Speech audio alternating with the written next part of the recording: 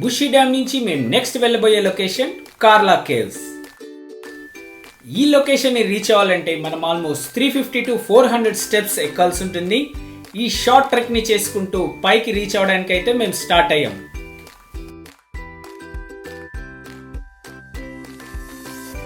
Finally కార్లా caves అయితే reach అయ్యాము. ఈ ప్లేస్ అయితే చాలా బ్యూటిఫుల్ గా ఉంది.